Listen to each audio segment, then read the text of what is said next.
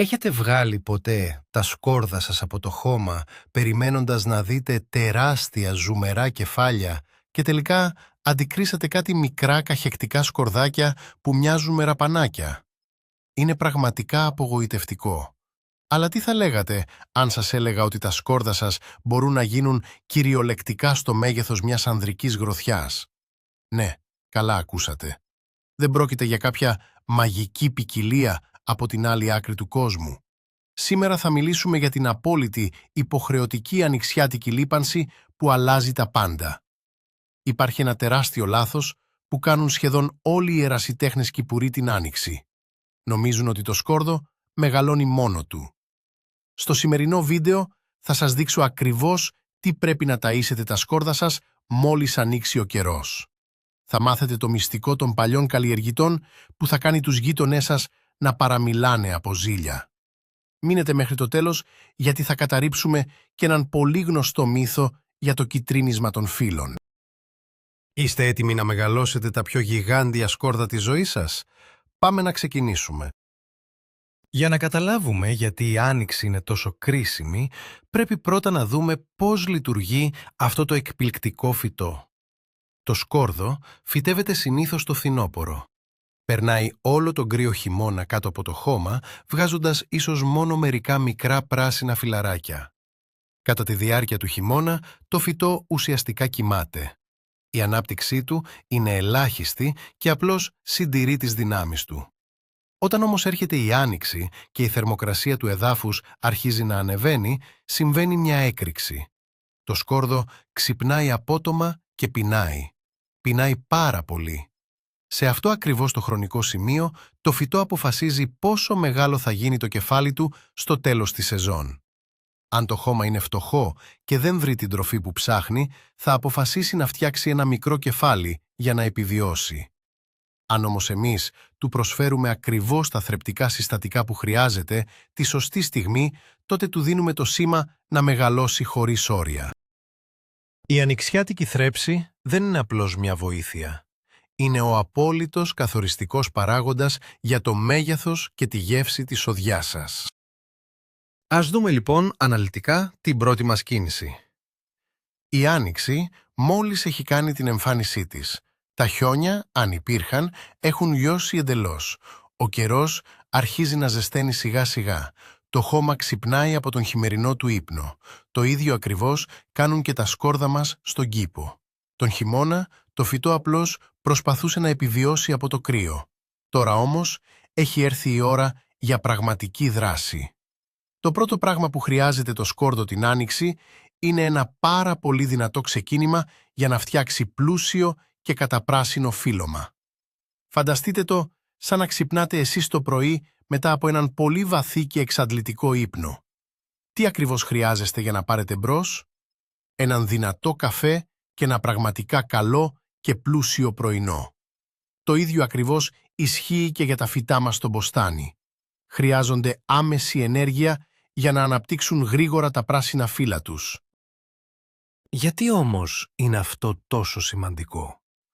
Επειδή κάθε φύλλο που βλέπετε πάνω από το έδαφος αντιστοιχεί συνήθως σε μία σκελίδα κάτω από το έδαφος. Είναι ένας άγραφος κανόνας της φύσης.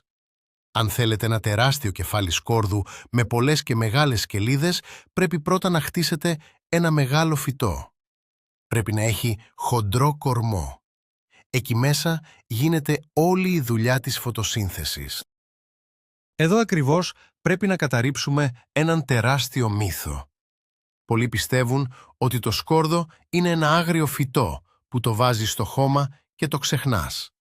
Λένε πως δεν θέλει απολύτως καμία περιποίηση. Αυτό είναι ένα τεράστιο λάθος. Ίσως το μεγαλύτερο λάθος που μπορείτε να κάνετε. Αν το αφήσετε εντελώς στην τύχη του, ναι, θα βγάλει σκόρδα. Αλλά θα είναι τόσο μικρά που θα δυσκολεύεστε ακόμα και να τα καθαρίσετε στην κουζίνα. Το σκόρδο είναι στην πραγματικότητα ένας πολύ απαιτητικός καταναλωτής θρεπτικών συστατικών. Ρουφάει τα στοιχεία από το έδαφος με τεράστια λεμαργία. Αν το χώμα σας δεν είναι εξαιρετικά πλούσιο από τη φύση του, το φυτό θα εξαντλήσει τα αποθέματα πολύ γρήγορα. Ειδικά την άνοιξη, η ταχύτητα με την οποία αναπτύσσεται είναι εντυπωσιακή.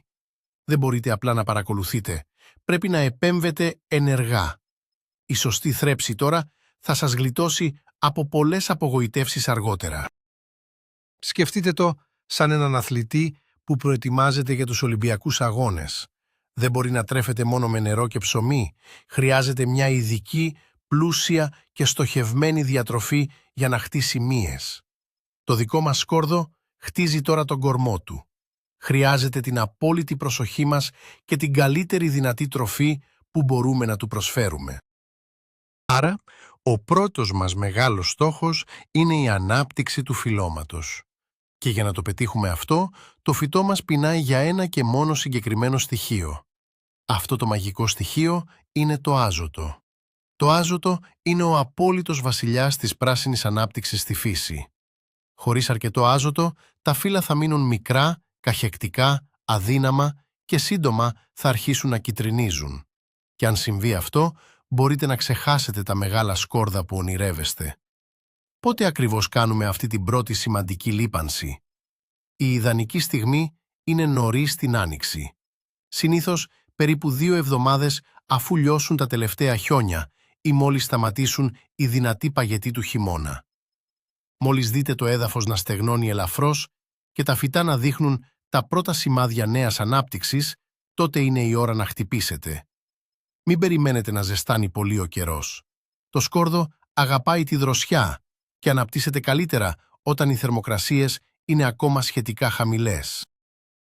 Αν καθυστερήσετε αυτή την πρώτη δόση αζότου, το φυτό θα χάσει πολύτιμο χρόνο. Και ο χρόνος στην καλλιέργεια του σκόρδου είναι κυριολεκτικά χρήμα ή μάλλον μέγεθος. Πρέπει να δράσουμε άμεσα, έξυπνα και κυρίως την κατάλληλη χρονική στιγμή. Πώς θα δώσουμε λοιπόν αυτό το απαραίτητο άζωτο στο σκόρδο μας? Υπάρχουν 2 βασικοί δρόμοι, ο φυσικός και ο συμβατικός. Ας μιλήσουμε πρώτα για τις φυσικές λύσεις που είναι και οι αγαπημένες μου. Μια εξαιρετική πηγή αζότου είναι το τσάι από κοπριά. Ακούγεται ίσως λίγο περίεργο, αλλά είναι θαυματουργό. Παίρνετε καλά χωνεμένη κοπριά, περίπου 1 κιλό, και τη βάζετε σε ένα κουβά με 10 λίτρα νερό. Το αφήνετε να μουλιάσει για 3 με 4 ημέρες, ανακατεύοντας που και που. Μετά αραιώνετε αυτό το υγρό μείγμα, βάζοντας 1 λίτρο από το τσάι σε 10 λίτρα καθαρό νερό. Με αυτό το αραιωμένο υγρό ποτίζετε τα σκόρδα σας. Είναι σαν να τους δίνετε μια ενεργειακή βόμβα. Μια άλλη εξαιρετική λύση για τους βιοκαλλιεργητές είναι το εκχύλισμα από τσουκνίδες. Λειτουργεί με τον ίδιο ακριβώς τρόπο και είναι γεμάτο πολύτιμο άζωτο. Αν από την άλλη προτιμάτε τα έτοιμα λιπάσματα του εμπορίου, μπορείτε να χρησιμοποιήσετε νητρική αμμονία. Σε αυτή την περίπτωση βάζετε περίπου 1 κουταλιά της σούπας σε 10 λίτρα νερό και ανακατεύετε καλά μέχρι να διαλυθεί εντελώς. Και στις 2 περιπτώσεις ο στόχος είναι ο ίδιος. Να στείλουμε το άζωτο κατευθείαν στις ρίζες, γρήγορα και αποτελεσματικά για να ξεκινήσει η εκρηκτική ανάπτυξη των φύλων. Τώρα προσέξτε πάρα πολύ καλά πώς εφαρμόζουμε αυτή την πρώτη λίπανση, γιατί εδώ γίνονται τα μεγαλύτερα λάθη. Ο χρυσός κανόνας είναι ένας. Ποτέ, μα ποτέ δεν ρίχνουμε λίπασμα σε στεγνό χώμα. Είναι καταστροφικό. Φανταστείτε να είστε τρομερά διψασμένοι και κάποιος να σας αναγκάσει να φάτε μια χούφτα αλάτι. Το ίδιο παθαίνουν και οι ρίζες του σκόρδου. Αν το χώμα είναι εντελώς ξερό, το λίπασμα θα κάψει τις ευαίσθητες ρίζες του φυτού και θα έχετε τα αντίθετα αποτελέσματα από αυτά που επιθυμείτε. Άρα τι κάνουμε? Την προηγούμενη ημέρα ή έστω μερικές ώρες πριν, ποτίζουμε καλά τον κήπο μας με σκέτο καθαρό νερό. Θέλουμε το χώμα να είναι νοπό, σαν ένα καλά στημένο σφουγγάρι. Στη συνέχεια, παίρνουμε το υγρό λίπασμα που ετοιμάσαμε και ποτίζουμε προσεκτικά ανάμεσα στις γραμμές. Προσπαθούμε να μην βρέχουμε τα ίδια τα φύλλα του σκόρδου, ειδικά αν χρησιμοποιούμε χημικά λιπάσματα, γιατί μπορεί να δημιουργήσουμε εγκάβματα από τον ήλιο. Ρίχνουμε το υγρό απαλά στο χώμα, κοντά στη ρίζα. Περίπου μισό με 1 λίτρο διαλύματος για κάθε φυτό είναι η ιδανική ποσότητα. Έτσι, τα θρεπτικά συστατικά θα κατέβουν ομαλά, θα αγκαλιάσουν το ριζικό σύστημα και θα απορροφηθούν στο έπακρο χωρίς να προκαλέσουν κανένα απολύτως σοκ στο φυτό. Θέλω να σταθούμε λίγο σε ένα φαινόμενο που τρομάζει πολλούς την Άνοιξη. Τις κίτρινες άκρες στα φύλλα του σκόρδου. Πολλοί βλέπουν αυτό το κιτρίνισμα και πανικοβάλλονται. Σπέβδουν να ρίξουν τόνους λιπάσματος, νομίζοντας ότι το φυτό πεθαίνει από την πείνα. Εδώ κρύβεται ένας μεγάλος μύθος. Τις περισσότερες φορές, νωρίς την Άνοιξη, αυτές οι κίτρινες άκρες δεν οφείλονται σε έλλειψη αζότου. Οφείλονται στους όψιμους παγετούς. Όταν τα νέα τρυφερά φύλλα βγαίνουν από το χώμα και ξαφνικά η θερμοκρασία πέφτει κάτω από το 0 τη νύχτα, οι άκρες τους παγώνουν και μετά κιτρινίζουν. Αυτό είναι μια φυσιολογική αντίδραση στο κρύο. Πώς θα καταλάβετε τη διαφορά? Αν μόνο οι άκρες των παλιών φύλλων είναι κίτρινες, αλλά τα νέα φύλλα που βγαίνουν από το κέντρο είναι καταπράσινα και δυνατά, τότε ήταν απλώς κρύο. Μην ανησυχείτε καθόλου. Αν όμως ολόκληρο το φυτό έχει ένα ξεθοριασμένο, ανοιχτό πράσινο προς κίτρινο χρώμα και η ανάπτυξη έχει σταματήσει εντελώς, τότε ναι, το φυτό σας φωνάζει απεγνωσμένα για άζωτο. Είναι πολύ σημαντικό να διαβάζουμε σωστά τα σημάδια που μας δίνει ο κήπος μας πριν αναλάβουμε δράση.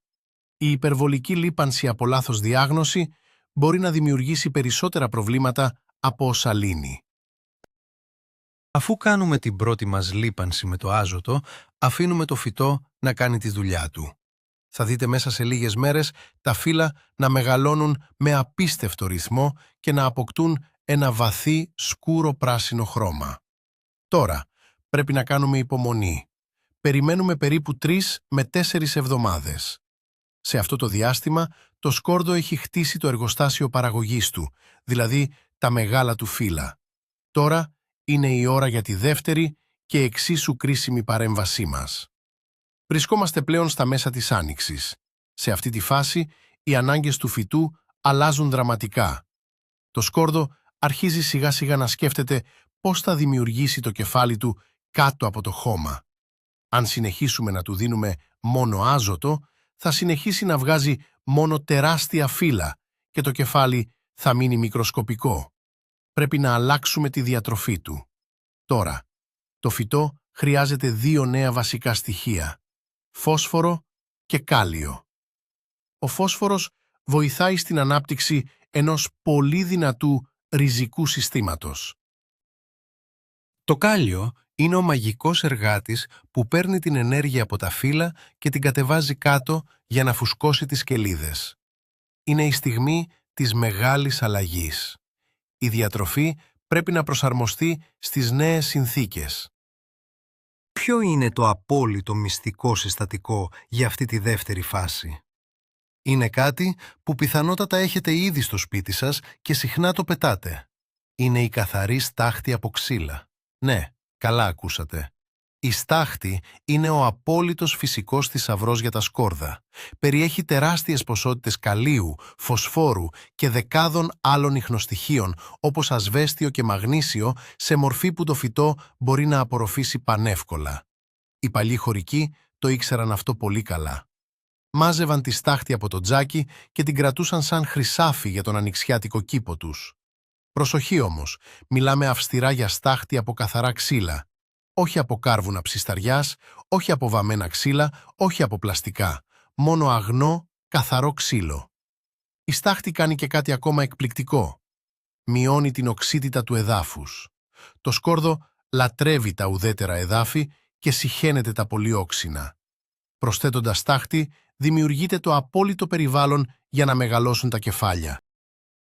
Είναι ίσως το πιο ισχυρό και εντελώς δωρεάν βιολογικό λίπασμα που μπορείτε να βρείτε. Ας δούμε όμως πώς θα την εφαρμόσουμε σωστά, γιατί και εδώ υπάρχει ένα μικρό μυστικό. Μπορείτε απλά να σκορπίσετε ξηρή στάχτη ανάμεσα στα φυτά. Μια μικρή χούφτα για κάθε τετραγωνικό μέτρο είναι αρκετή. Μετά πρέπει να σκαλίσετε ελαφρά το χώμα για να ανακατευτεί η στάχτη και φυσικά να ποτίσετε καλά. Όμως υπάρχει ένας τρόπος που είναι 100 φορές πιο αποτελεσματικός. Είναι το υγρό διάλειμμα στάχτης. Παίρνετε περίπου 300 γραμμάρια στάχτης που αντιστοιχεί περίπου σε 3 μεγάλα ποτήρια και τα ρίχνετε σε έναν κουβά με 10 λίτρα βραστό νερό. Το βραστό νερό είναι το κλειδί εδώ. Βοηθάει να διαλυθούν αμέσως όλα τα πολύτιμα στοιχεία στο νερό. Ανακατεύετε καλά και το αφήνετε να κρυώσει και να μείνει έτσι για περίπου 2 ημέρες. Μόλις περάσουν οι 2 ημέρες, το μαγικό σας φίλτρο είναι έτοιμο. Δεν χρειάζεται καν να το αραιώσετε περαιτέρω. Ποτίζετε τα σκόρδα σας κατευθείαν με αυτό το υγρό, βάζοντας περίπου μισό λίτρο ανά φυτό. Τα αποτελέσματα είναι θεαματικά. Τα φυτά ρουφάνε το κάλιο αμέσως και αρχίζουν να δουλεύουν εντατικά για το μεγάλωμα του βολβού. Αυτή η μέθοδος είναι η αγαπημένη μου, γιατί λειτουργεί αστραπιαία. Μέσα σε λίγες μέρες νιώθεις ότι τα φυτά έχουν πάρει απίστευτη δύναμη. Υπάρχει ένα ακόμα στοιχείο που είναι απολύτως κρίσιμο για το σκόρδο και σπάνια του δίνουμε σημασία. Αυτό το στοιχείο είναι το θείο. Το θείο είναι ο λόγος που το σκόρδο έχει αυτή την έντονη χαρακτηριστική μυρωδιά και την πικάντικη γεύση που όλοι αγαπάμε. Χωρίς αρκετό θείο στο έδαφος, τα σκόρδα σας θα βγουν άνοστα, χωρίς άρωμα και το χειρότερο, δεν θα μπορούν να συντηρηθούν για πολύ καιρό το χειμώνα, θα σαπίσουν γρήγορα στην αποθήκη. Επιπλέον, το θείο βοηθάει το φυτό να αφομοιώσει καλύτερα το άζωτο που του δώσαμε νωρίτερα. Είναι σαν τον καταλύτη σε μια χημική αντίδραση. Ευτυχώς, τα περισσότερα οργανικά λιπάσματα, όπως η κοπριά, περιέχουν ικανοποιητικές ποσότητες θείου. Αν όμως χρησιμοποιείτε χημικά λιπάσματα, καλό είναι να επιλέγετε μορφές που περιέχουν θείο, όπως το θηϊκό κάλιο, αντί για άλλα είδη. Επίσης, αν ρίξετε λίγο θηϊκό μαγνήσιο, γνωστό και ως άλας έψομ, στο χώμα σας, θα κάνετε ένα τεράστιο δώρο στα σκόρδα σας. Μια κουταλιά της σούπας σε 10 λίτρα νερό είναι αρκετή. Θα αποκτήσουν μια γεύση τόσο δυνατή και αρωματική που δεν θα έχετε δοκιμάσει ποτέ ξανά από έτοιμα σκόρδα του σούπερ μάρκετ. Ας περάσουμε τώρα στην τρίτη και τελευταία φάση της λίπανσης. Βρισκόμαστε πλέον στα τέλη της άνοιξης ή στις αρχές του καλοκαιριού. Τα φύλλα έχουν φτάσει στο μέγιστο μέγεθός τους. Κάτω από το χώμα, το κεφάλι έχει αρχίσει να σχηματίζεται και τώρα πρέπει να πάρει όγκο, να γίνει μια πραγματική γροθιά.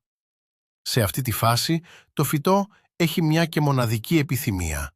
Θέλει μόνο κάλιο, καθόλου άζωτο πλέον. Το τονίζω αυτό, είναι τεράστιο λάθος να ρίξετε άζωτο τώρα. Αν το κάνετε, το φυτό θα μπερδευτεί, θα αρχίσει να βγάζει ξανά νέα φύλλα και ο βολβός θα μείνει μισοάδιος. Τώρα, όλη η ενέργεια πρέπει να κατευθυνθεί προς τα κάτω. Γι' αυτό, κάνουμε την τρίτη μας λίπανση αποκλειστικά με πηγές πλούσιες σε κάλιο. Μπορείτε να επαναλάβετε το πότισμα με το διάλειμμα στάχτης που είδαμε προηγουμένως. Είναι απολύτως ασφαλές και αποτελεσματικό. Ή, αν θέλετε να πάτε σε λύσεις του εμπορίου, χρησιμοποιήστε καθαρό θηϊκό κάλιο. Μια κουταλιά της σούπας σε 10 λίτρα νερό, ποτίζοντας με μισό λίτρο κάθε φυτό. Αυτή η τελευταία όθηση είναι που κάνει τη διαφορά ανάμεσα σε ένα μέτριο σκόρδο και σε ένα σκόρδο γίγαντα. Θέλω να αναφέρω έναν ακόμα μύθο που κυκλοφορεί πολύ στο διαδίκτυο σχετικά με το κάλιο. Πολλοί λένε να βάζουμε φλούδες από μπανάνες γύρω από τα σκόρδα γιατί έχουν κάλιο. Ακούστε προσεκτικά. Οι φλούδες της μπανάνας έχουν όντως κάλιο, όμως αν τις ρίξετε απλά πάνω στο χώμα θα περάσουν μήνες ολόκληροι μέχρι να αποσυντεθούν και να δώσουν το κάλιο στο φυτό. Το σκόρδο μας χρειάζεται το κάλιο τώρα, αυτή τη στιγμή, όχι το φθινόπωρο. Αν θέλετε να χρησιμοποιήσετε τις φλούδες, πρέπει να φτιάξετε ένα τσάι. Βάλτε 5 ή 6 φλούδες από μπανάνες σε ένα μεγάλο βάζο με νερό και αφήστε τες για 5 ημέρες. Στη συνέχεια, χρησιμοποιήστε αυτό το νερό για να ποτίσετε τα φυτά σας. Μόνο έτσι τα θρεπτικά συστατικά θα είναι άμεσα διαθέσιμα στις ρίζες. Αλλά για να είμαστε απόλυτα ειλικρινείς, η συγκέντρωση καλίου σε αυτό το τσάι είναι πολύ μικρή σε σχέση με τις ανάγκες ενός πεινασμένου σκόρδου. Είναι καλό σαν συμπλήρωμα, αλλά δεν μπορεί να αντικαταστήσει μια κανονική, πλούσια λίπανση με στάχτη ηθιικό κάλιο. Μην βασίζεστε αποκλειστικά στις φλούδες της μπανάνας αν θέλετε πραγματικά μεγάλα αποτελέσματα. Πέρα από τη λίπανση, η διαχείριση του νερού την άνοιξη είναι ίσως το δεύτερο μεγαλύτερο μυστικό για τεράστια σκόρδα. Το σκόρδο έχει ένα σχετικά ρηχό ριζικό σύστημα. Αυτό σημαίνει ότι εξαρτάται άμεσα από την υγρασία στα ανώτερα στρώματα του εδάφους. Την άνοιξη, όταν το φυτό αναπτύσσεται ραγδαία, διψάει πολύ.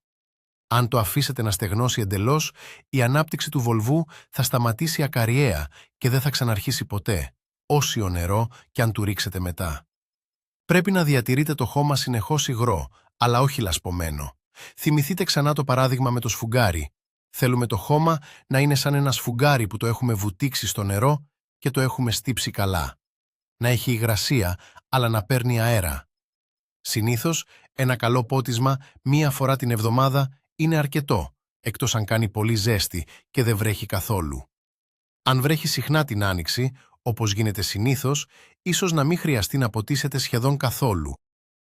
Το υπερβολικό νερό είναι ο μεγαλύτερος εχθρός, γιατί προκαλεί σάπισμα στο κεφάλι και φέρνει ασθένειες. Παρακολουθείτε τον καιρό και ποτίζετε μόνο όταν νιώθετε το χώμα στεγνό στα πρώτα 5 εκατοστά. Ένα βήμα που οι περισσότεροι παραλείπουν, αλλά κάνει τρομερή διαφορά, είναι το σκάλισμα του εδάφους μετά από κάθε πότισμα ή μετά από δυνατή βροχή. Όταν ποτίζουμε, το χώμα στην επιφάνεια τείνει να δημιουργεί μια σκληρή κρούστα όταν στεγνώνει. Αυτή η κρούστα λειτουργεί σαν τσιμέντο. Δεν αφήνει το οξυγόνο να περάσει κάτω στις ρίζες και πιστέψτε με, οι ρίζες του σκόρδου χρειάζονται οξυγόνο για να αναπνεύσουν και να μεγαλώσουν τον βολβό εξίσου πολύ όσο χρειάζονται το νερό. Τι κάνουμε λοιπόν? 1 ή 2 μέρες μετά το πότισμα, όταν το χώμα δεν κολλάει πια στα εργαλεία, παίρνουμε ένα μικρό σκαλιστήρι και σπάμε προσεκτικά αυτή την κρούστα ανάμεσα στα φυτά.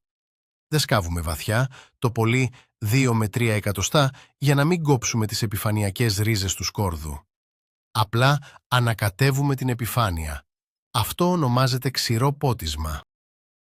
Βοηθάει το έδαφος να αναπνεύσει, κλείνει τις ρογμές από τις οποίες εξατμίζεται η υγρασία και δίνει μια απίστευτη ανάσα στο φυτό. Αν κάνετε αυτή την απλή κίνηση τακτικά, θα δείτε τεράστια διαφορά στο τελικό μέγεθος του σκόρδου. Κατά τη διάρκεια της άνοιξης, μαζί με τα σκόρδα μας, ξυπνάνε και τα αγριόχορτα. Και αυτό είναι ένα τεράστιο πρόβλημα. Γιατί? Γιατί τα ζυζάνια είναι απίστευτα ανταγωνιστικά. Εμείς μόλις ρίξαμε το καλύτερο, το πιο πλούσιο λίπασμα στο χώμα μας. Αν αφήσουμε τα αγριόχορτα να μεγαλώσουν δίπλα στα σκόρδα, θα κλέψουν αμέσως όλο το άζωτο, το κάλιο και το νερό που προορίζονταν για την παραγωγή μας. Φανταστείτε να ετοιμάζετε ένα υπέροχο δείπνο για τον εαυτό σας και ξαφνικά να μπαίνουν στο σπίτι 10 απρόσκλητοι επισκέπτες και να σας τρώνε το φαγητό. Το ίδιο νιώθει και το σκόρδο. Το σκόρδο είναι ένα μικρό φυτό και δεν μπορεί να νικήσει τα ψηλά αγριόχορτα. Πρέπει να διατηρούμε το μποστάνι μας απολύτως καθαρό. Ξεβοτανίζουμε τακτικά με το χέρι, βγάζοντας τα ζυζάνια από τη ρίζα. Μην τα αφήνετε να μεγαλώσουν. Όσο πιο μικρά τα βγάλετε, τόσο πιο εύκολο είναι και τόσο λιγότερη ζημιά έχουν προλάβει να κάνουν. Ένα καθαρό παρτέρι εξασφαλίζει ότι κάθε σταγόνα λιπάσματος και νερού πηγαίνει 100% εκεί που πρέπει, στην ανάπτυξη της δικής σας σοδιάς. Για να κάνουμε τη ζωή μας πιο εύκολη, με τα αγριόχορτα και το πότισμα υπάρχει ένα φανταστικό κόλπο, η εδαφοκάλυψη. Μόλις κάνετε την πρώτη λίπανση και σκαλίσετε το χώμα, σκεπάστε την επιφάνεια γύρω από τα σκόρδα με ένα στρώμα από ξερό άχυρο ή ξερά κομμένα χόρτα από τον γκαζόν. Αυτό το στρώμα, πάχους περίπου 3 με 5 εκατοστών, κάνει θαύματα. Πρώτον, μπλοκάρει το φως του ήλιου και έτσι τα αγριόχορτα δεν μπορούν να φυτρώσουν. Ξεμπερδεύεται με το ξεβοτάνισμα. Δεύτερον, λειτουργεί σαν μονοτικό υλικό. Κρατάει το χώμα δροσερό όταν κάνει ζέστη και ζεστό όταν κάνει κρύο. Τρίτον, και σημαντικότερο, κλειδώνει την υγρασία μέσα στο έδαφος. Το χώμα δεν στεγνώνει τόσο γρήγορα, άρα ποτίζεται πολύ λιγότερο. Και καθώς το άχυρο σαπίζει σιγά σιγά κατά τη διάρκεια της άνοιξης, προσθέτει έξτρα οργανική ουσία και θρεπτικά συστατικά στο χώμα. Είναι μια μέθοδος που μιμείται τη φύση. Στο δάσος, το έδαφος δεν είναι ποτέ γυμνό, καλύπτεται πάντα από ξερά φύλλα. Κάνοντας το ίδιο στον κήπο σας, δημιουργείτε το απόλυτο περιβάλλον για να μεγαλώσουν τα σκόρδα σας χωρίς κανένα στρες. Έρχεται κάποια στιγμή, συνήθως στα τέλη της άνοιξης, που τα σκόρδα κάνουν κάτι πολύ χαρακτηριστικό. Οι ποικιλίες που βγάζουν σκληρό λαιμό αρχίζουν να πετάνε από το κέντρο τους έναν μακρύ στριφογυριστό βλαστό που καταλήγει σε ένα μπουμπούκι. Αυτό είναι το άνθος του σκόρδου.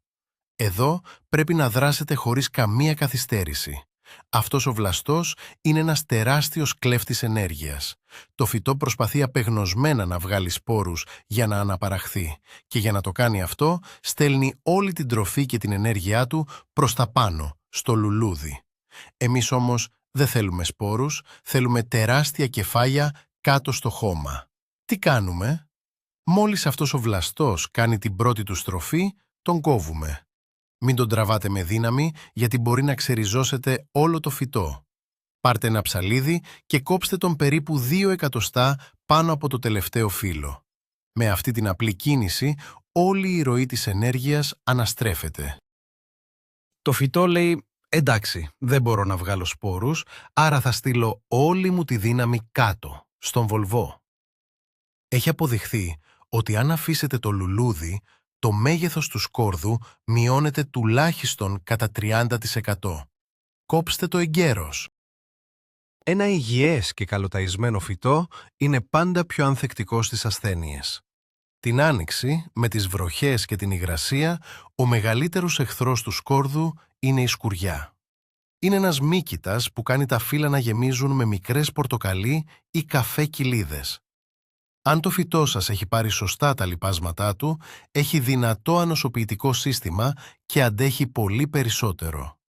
Όμως, η πρόληψη είναι η καλύτερη θεραπεία. Για να αποφύγουμε τα προβλήματα, μπορούμε να ψεκάσουμε προληπτικά τα φύλλα με ένα εντελώς φυσικό μείγμα.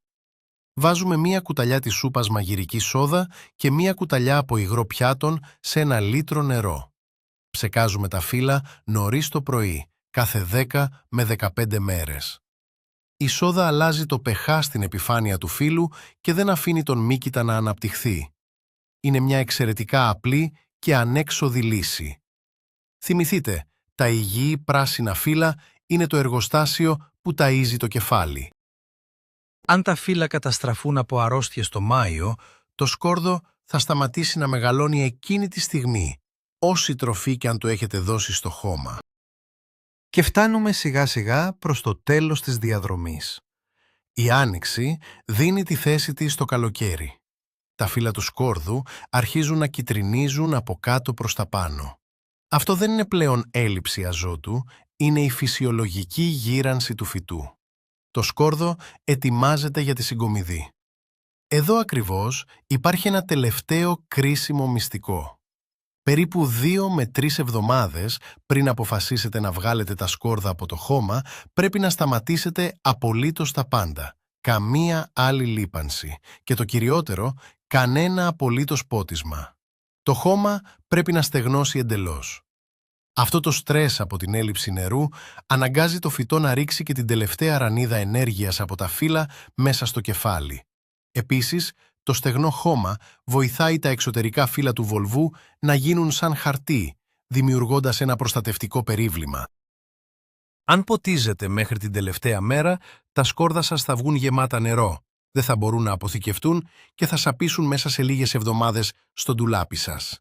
Η ξηρασία στο τέλος είναι το μυστικό για σκόρδα που διατηρούνται σφιχτά και φρέσκα για έναν ολόκληρο χρόνο. Ας συνοψίσουμε λοιπόν τη χρυσή συνταγή της άνοιξης.